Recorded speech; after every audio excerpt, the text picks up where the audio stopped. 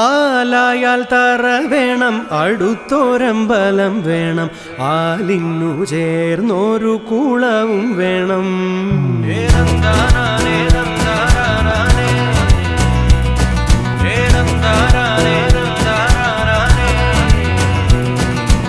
ആലായാൽ തറ വേണം, അടുത്തോരമ്പലം വേണം, ആലിന്നു ചേർന്നൊരു കുളവും വേണം.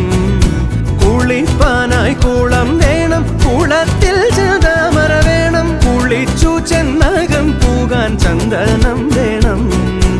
ആലായാൽ തറ വേണം, അടുത്തോരമ്പലം വേണം,